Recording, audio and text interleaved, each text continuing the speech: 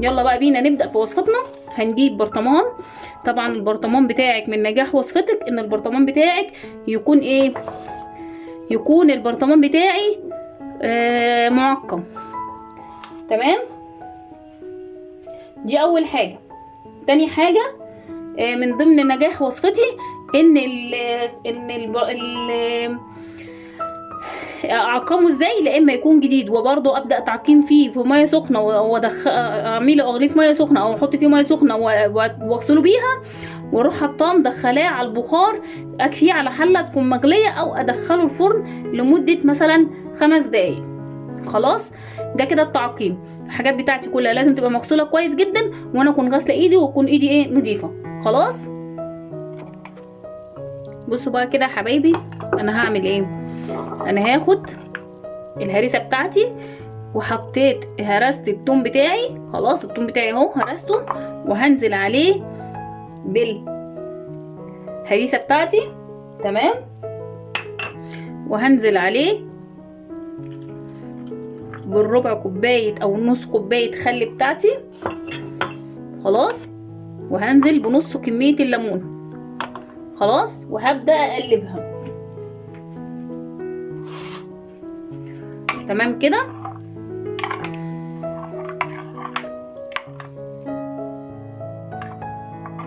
هبدا اقلب الهريسه بتاعتي. تمام،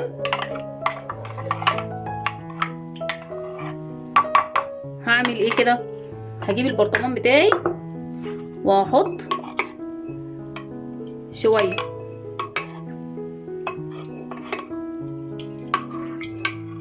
خلاص، واحط في البرطمان التاني بتاعي واحط شويه. نخلي شويه دول للبرطمان التالت. خلاص، وهعمل ايه. هنزل بشويه فلفل من الفلفل بتاعي اللي انا مقطعه. الفلفل ده انا مقطعاه زي الورد كده، بيعمل شكل جميل جدا جدا جدا في الايه، في المخلل بتاعي، وبيعمل طعم جميل جدا. خلاص، هبدأ انزل بالجزر بتاعي. خلاص،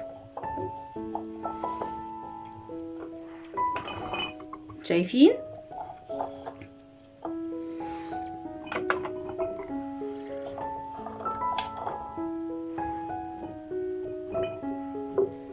طبعا انا بحاول على قد ما اقدر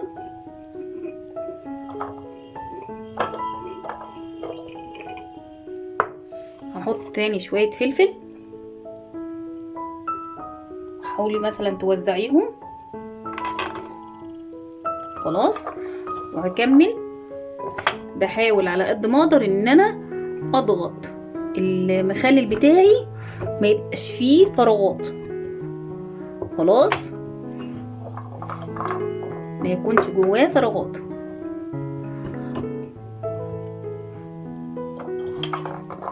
شايفين كده زي ما انا ضغطت كده بالظبط كده. تمام،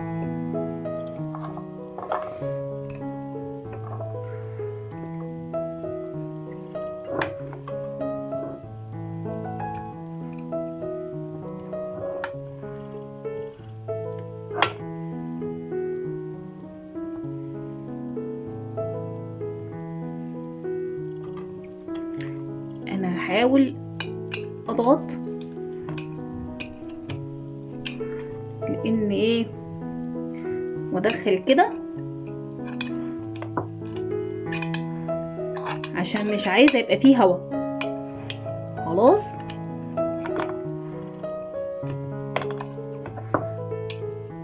انا كده ضغطت وعندي مفيش ايه هوا في المخلل بتاعي بالشكل ده زي ما انتوا شايفين. خلاص، هنركن ده على جنب ونجيب البرطمان التاني.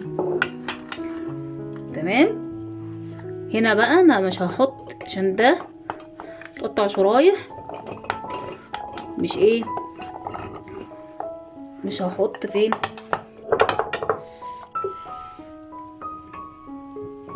زي ما انتوا شايفين كده. خلاص.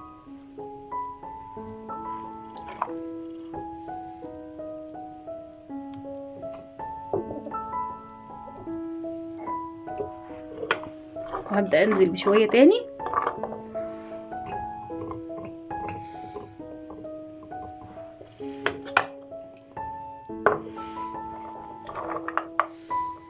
شوية من الجزر، وارجع انزل بالفلفل، وهكذا. شايفين؟ خلاص. كمان يا سلام انا ما عنديش فلفل احمر، يا سلام بقى لو انت عندك فلفل احمر، يا سلام يا سلام، ما يديله بقى طعم كمان، شرايح فلفل احمر وشرايح فلفل اخضر، يا سلام بقى على الجمال. مش قادره اقول لك، هو ده مش شكل بس، لا ده بيدي طعم كمان ونكهه مع الهريسه اللي احنا حاطينها. تمام، جميله جدا. تمام كده. خلاص انا كده عملت البرطمان التاني خلاص، وهركنه، ونجيب بقى البرطمان التالت.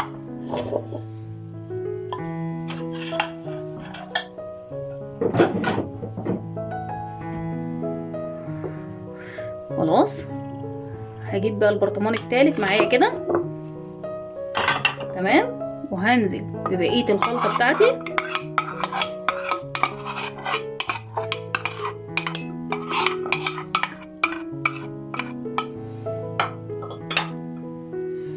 خلاص كده. وهعمل ايه؟ همد ايدي، لازم يكون عندك الوش بتاعه واسع. انا عندي اخترته بصراحة، يعني ده جت مني كده ان انا اخترت الوش من غير ما اقصد، ايدي مش داخله فيه. خلاص انتي اختاريه واسع تقدري ترصي فيه براحتك. تمام كده.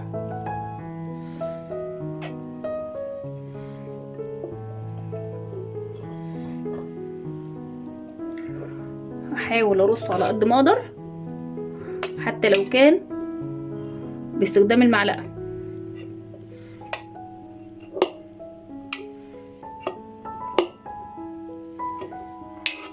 تمام كده. بصي انا هرصه واخلصه وهوريك وانا برصه نص، وارجع اكمل اوريك التاني. شايفين كده انا رصيت نصه اهوت، لسه ما كملتوش. بحاول اضغط فيه على قد ما اقدر، ما ادخلش فراغات جواه.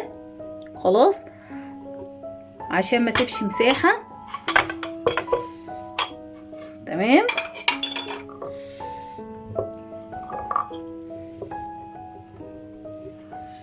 هكمله بقى رص وارجع لك عشان ما اطولش عليك الفيديو، عشان اقول لك على اسرار واهم حاجات بتخلي التورش بتاعك الجميل القمر اللي هو مخلل يطلع معاكي الجزر يطلع معاكي مقرمش لحد اخر واحده. وهقول لك ليه انا عملت التقطيعات دي، انا عملت كذا تقطيعه، هقول لك ليه. خلاص.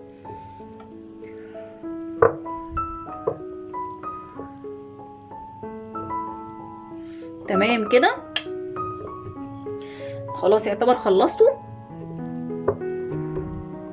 خليك معايا هنا كده بقى. انا خلصت ورصيت الثلاث برطمانات بتاعتي زي ما وريتك اهوت. البرطمان اللي انا رصيته، وحطيت على وشه شويه فلفل. ما رضيتش احط الفلفل لان ده سليم، هسيبه معايا شويه، مش هحط الفلفل من تحت. هقول لك برده في الاخر كل مزايا كل حاجه فيهم، او انا عملت ده ليه وده ليه وده ليه. خلاص. المهم انا حطيت الفلفل على ايه؟ على وشه.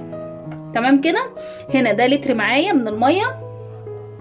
هحط لكل لتر معلقه احسن.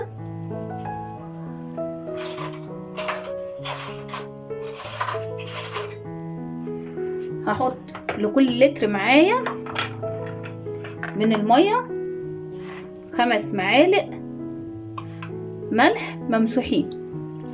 تمام. شايفين؟ 5 معالق ملح ممسوحين، مش مليانين قوي. انا حطيت كده 4 5 ومش ماشي. وهحط معلقه سكر.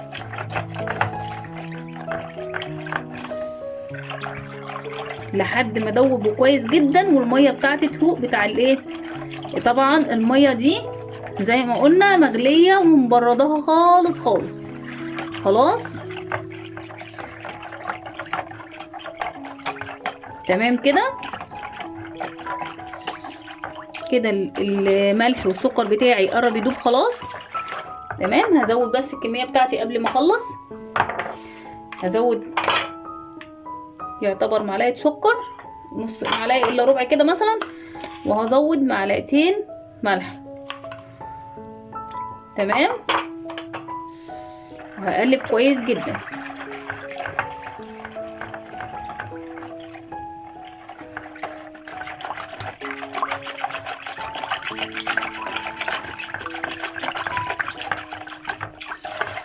كده المحلول بتاعي خلص خلاص.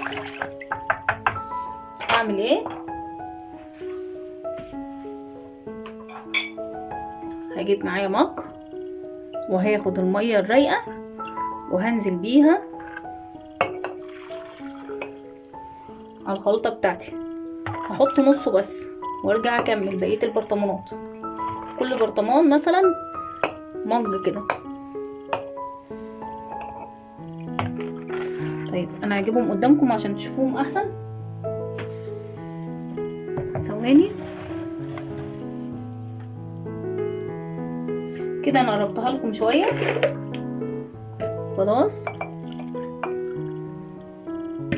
تمام كده.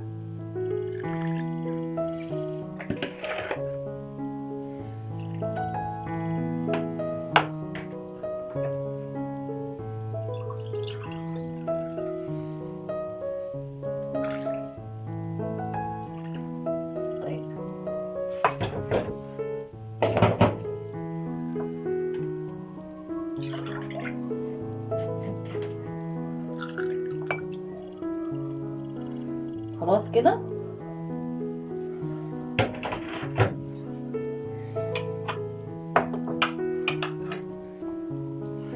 هنزل بقى بايه؟ بالليمون بتاعي اللي انا كنت سايباه للاخر. الشويه اللي انا كنت سايباهم، ما تنساش الليمون بتاعك في الاخر. طبعا اهم حاجه معلومه من ضمن المعلومات ان لازم الميه بتاعتي تغمر المخلل بتاعي كويس جدا. شايفين؟ تمام كده. طيب هقولك الاول معلومات قبل ما اقفل على المخلل بتاعي. انا عملت الصحيح ده. انا بختار الاول الصغير اللي هي الجزرايه الصغيره زي ما وريتك.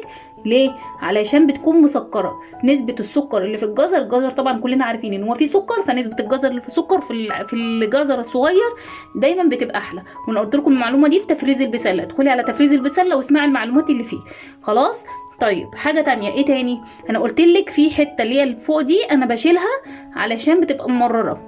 تمام. انا ما ببقاش عايزاها تكون موجوده معايا علشان ما تديش طعم وحش للمخلل بتاعي وتغيرهولي. خلاص كده. حلو الكلام. طيب ايه تاني؟ المخلل بتاعي ده انا حطيت الفلفل ليه من على الوش وما حطيتوش ليه في وسطيه؟ لان المخلل ده انا عاملاه علشان زي ما هو صحيح هقطعه وقت ما هاجي اطلعه هقطعه برضو بنفس السلاح التقطيع اللي انا قطعت بيه عادي. اي تقطيع انا عايزاها وقت ما هاجي اقدمه.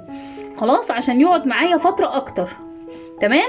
وده هيقعد معايا فتره زمنيه متوسطه اللي هو ده اللي هو الشرايح. تمام. اما اللي هو الشرايح الصغيره دي ده هيبقى مخلل اللي هو السريع. طبعا انا هعمل لكم المخلل المشكل السريع برضو اللي هو في خلال كام يوم بيستوي معاكي وبتاكلي منه. تمام. هقولك برضو على حاجه تانية. احنا بنحط السكر ليه؟ السكر من ضمن الحاجات اللي بتخليه للمخلل بتاعي مقرمش. خلاص. طبعا هقولك برضو احنا خلاص كده. انا قلت لك بعد شويه معلومات. الجزر ده هيقعد معاكي من 10 ايام ل 15 يوم، وده ممكن يزيد 3 ايام مثلا ولا حاجه. اما ده يقعد معاكي شهر، يقعد معاكي شهر سليم واكتر من الشهر كمان. خلاص. انا حبيت اقولك الثلاث مراحل عشان الثلاث مراحل بياخدوا 3 اوقات في السوا مختلفين. هغطي بقى البرطمان بتاعي كويس. خلاص. هغطي. حتى انا جايبه البرطمانات بتاعتي، اهم حاجه زي ما قلت لكم التعقيم. هغطي البرطمانات بتاعتي اللي هي متشابهه في السوى بلون واحد، واللي هيعوق معايا شويه هغطيه بلون مختلف. تمام. وهعمل ايه؟ وهحطهم في ضرفه من ضرف المطبخ تكون مقفوله، واغطيهم بحاجه عشان يكون الجو عتمه. كل ما بيكون يتحط المخلل في حاجه مكان يكون عتمه، كل ما بيدي معاكي يعني عايزه اقولك نتيجه احسن، وبيبقى احسن معاكي في التخليل. خلاص، تابعوني ان شاء الله على القناه، وان شاء الله هقدم لكم مجموعه من المخللات او التخليلات اللي ممكن تقدري توفريها في بيتك. وفري دلوقتي كل حاجه في بيتك واعمليها في بيتك، لان دلوقتي الاسعار مش قادره اقولك عامله ايه. خلاص، يلا بقى بينا قومي واعملي لاولادك وفرزي وخزني حاجتك، وادخلي على فيديوهات التفريز بتاعتي، هتستفادي منها ان شاء الله، وهتلاقي فيها حاجات تعجبك. يلا بينا، وابدا بقى ان شاء الله اقدم لكم ان شاء الله وصفات جديده تكون فيها استفاده اكتر. دعموني واقدم لكم كل جديد. اسيبكم في رعايه الله، واشوفكم في وصفه احسن واجمل من كده ان شاء الله. في رعايه الله، مع السلامه.